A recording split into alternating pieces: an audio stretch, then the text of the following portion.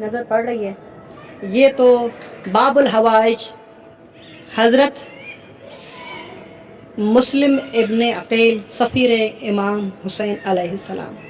عرب کی سرزمین میں کہا جاتا ہے کہ جس کی دعا حضرت عباس کے روضے پر قبول نہ ہو وہ مسلم عقیل کے روضے پر آئے، کیونکہ عراق میں 4 باب الحوائج ہیں جس کے روضے اطہر پر ان کی شہادتوں کی وجہ سے اللہ نے یہ رتبہ دیا ہے کہ امت میں سے کوئی بھی ان کے روضے پر آ کے دعا مانگے ان کی شہادت کے صدقے میں، جنہوں نے اسلام کے اوپر اپنی جان نشاور کر لی، کہ اللہ ان کے صدقے میں کسی بھی یہاں پر کسی بھی شخص کی دعا رد نہیں کرتا جو ان کے روضے پہ دعا مانگی جائے۔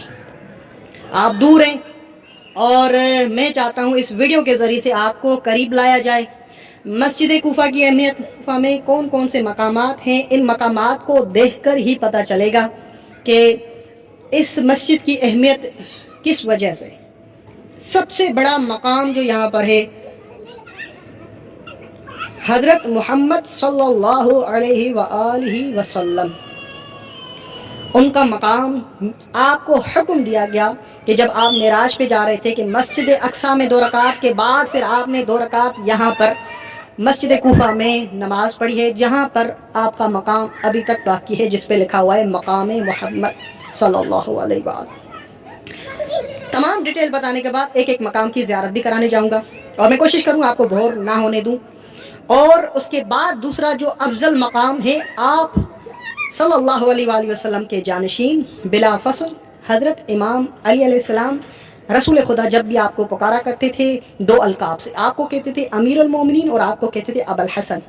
آپ کے بیٹے کی نسبت سے آپ کی کنیت ابو الحسن ہے اور آپ کا لقب، جو آپ کا لقب ہے مشہور، وہ امیر المومنین، فقط اور فقط آپ کو ہی کہا جاتا ہے۔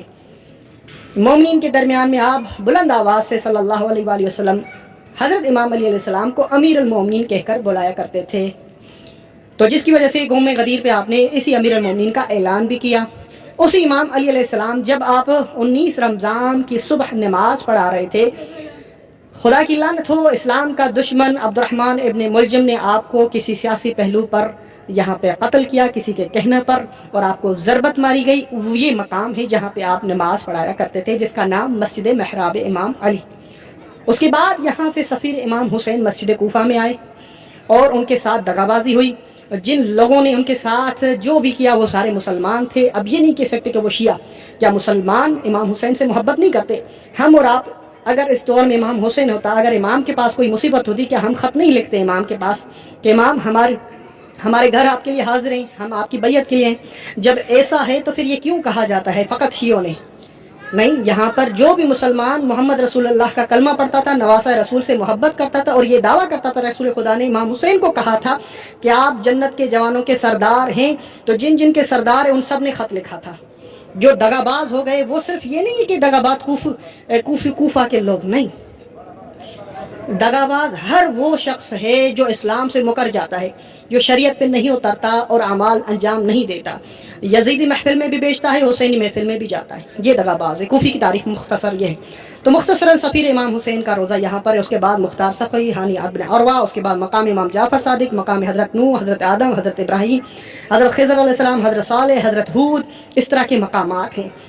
یہ ڈیٹیل مکمل ویڈیو آج سے پہلے چیلنج ہے، جس طرح میں بتا رہا ہوں کوئی بھی اس طرح آپ کو اتنی ڈیٹیل سے نہیں بتائے گا، اور جس طرح میں بیان کر رہا ہوں، جس طرح ایک ایک منظر کو کیچ کر رہا ہوں، آپ کو ایسا محسوس ہوگا کہ آپ میرے ساتھ مسجد کوفہ میں آج زیارت کر رہے ہیں۔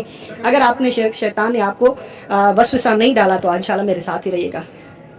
یہ محراب امام علی علیہ السلام ہے، اور اسی محراب پہ جب سب سے پہلے اندر داخل ہوتے ہیں تو یہاں پہ مقام جبرائیل علیہ السلام۔ اس وقت میں فقط مومنین کو توجہ دلانا چاہ رہا ہوں زیارت کی، تو میں آپ کی کامنٹس نہیں پڑھ رہا، اور جو کامنٹس کر رہا ہے وہ ماشاءاللہ سے یہی لکھ سکتا ہے فقط۔ تو یہ مقام حضرت جبرائیل علیہ السلام، جب حضرت جبرائیل نے یہ نادا بلند کی تھی، تہدمت واللہ ارکان الہدا، اللہ کی قسم قد قتل امیر المومنین، یہ صدا بلند کی تھی، اے مسلمانوں، مومنین کا امیر شہید ہو گیا، ان کو مارا گیا، اللہ اکبر، یہی صدا تھی۔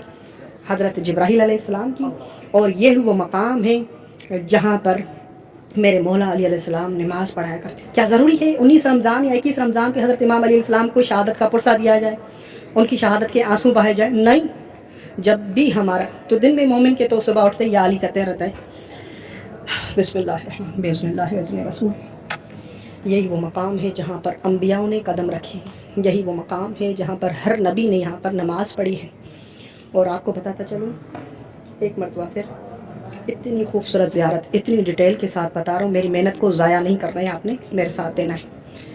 مسجد کوفہ امام علی علیہ السلام کا وہ مقام جہاں پر آپ کو ضربت ماری عبد الرحمن ابن ملجم، خدا کی لعنت ہو، 19 رمضان کی شب آپ کو یہاں پہ اس مسجد میں شہید کیا گیا. اور جب آپ کے ضربت لگنے کے بعد مسجد کوفہ کا کیا حال تھا میں بتا نہیں سکتا تھا، اور ہر سر پہ ماتم تھا.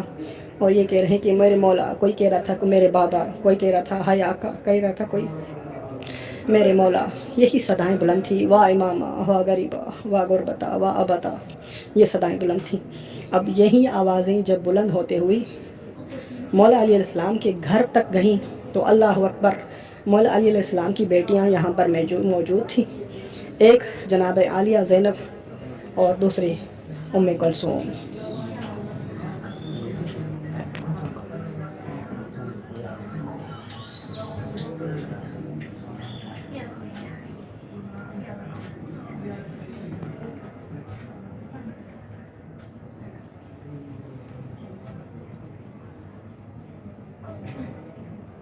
اس فرش پہ لکھا ہوا ہے فزت رب الکعبہ، رب کعبہ کی قسم میں کامیاب ہو گیا.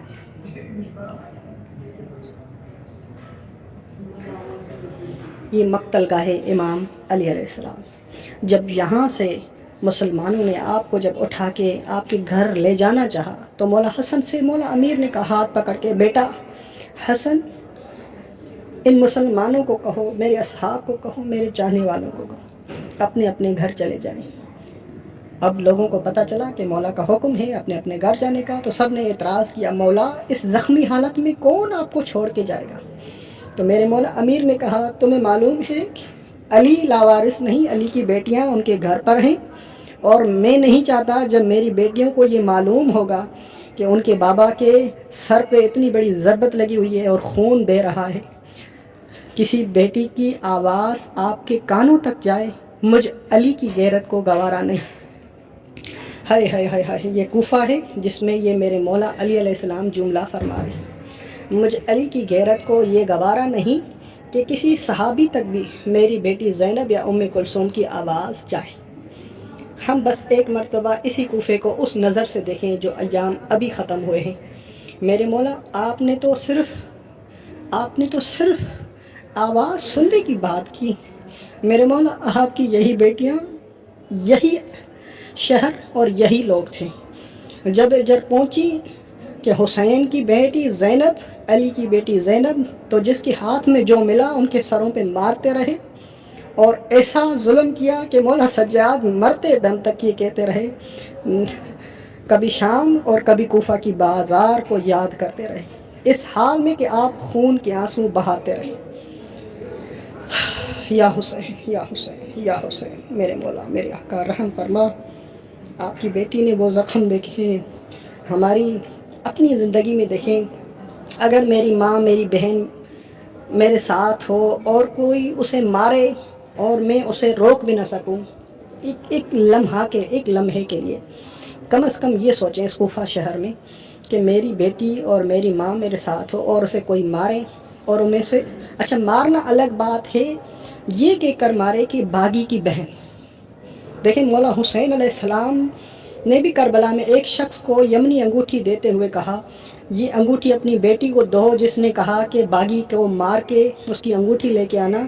اس سے صرف یہ کہنا حسین باغی نہیں، حسین نواسہ رسول ہے، حسین قرآن کا بیٹا ہے، حسین نماز کا بیٹا ہے، حسین زمزم صفا کا بیٹا ہے، حسین نواسہ رسول ہے، حسین عین اسلام ہے. حسین کو باغی نہ کہو. باغی کہہ کر مارنا یہ اذیت جو پتھر ہے اس سے کئی گنا زیادہ ہے.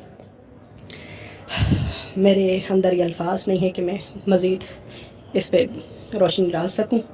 یہاں پر ایک اور مقام ہے، پرسہ دیتے جائیں، امام سجاد علیہ السلام کا مقام امام زین العابدین۔ اچھا شاکر بھائی، یہ جو مقامات ہیں، یہ جو دکھا رہے ہیں، اس پہ آ کے ہم کیا کریں؟ ہاں، آپ مقام کی زیارت کرنے کے بعد 2 رکعت نماز امام علی علیہ السلام پڑھ سکتے ہیں، ہدیہ کر سکتے ہیں مولا کو، مقام نبی اللہ نو یا مقام امام زین العابدین۔ اس جگہ پر 2 رکعت نماز پڑھنی ہوتی ہے، جس طرح مومنین پڑھ رہے ہیں۔ مقام حضرت نوح علیہ السلام کو کیا کریں شاکر بھائی؟ یہاں پر بھی 2 رکعت نماز پڑھتے ہیں۔ حضرت نوح علیہ السلام نے یہاں پر نماز پڑھی تھی، آپ کی عبادت تھی، عبادت گاہ تھی، جس کی وجہ سے مقام نوح کہا جاتا ہے۔ یہ اللہ کا کوئی نبی بھی، اس پہ میں روشنی ڈالتا ہوں پہلے مکمل چھوٹی سی مختصر۔ اب میرا ساتھ دیں گے، اس ویڈیو کو آگے شیئر کریں گے، دوسروں کو لائیو زیارت کرائیں گے اس ماحول میں کہ جہاں پہ زائرین بھی بہت کم سے شروع آنا ہو گئے ہیں الحمدللہ۔ تو میرے ساتھ زیارت کرنے کے بعد آپ کو یہ فائدہ ہوگا کہ یہاں پر آنے کے بعد کسی کو پوچھنے کی ضرورت نہیں، بلکہ آپ بتائیں گے۔ یہ مقام کے بعد لیڈیز کی طرف ایک اور مقام ہے، یہ دیکھیں،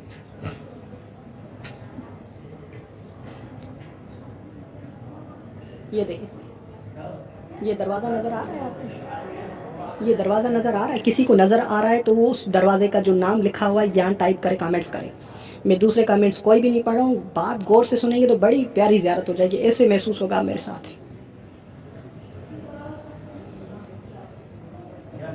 یہ نظر آ رہا ہے؟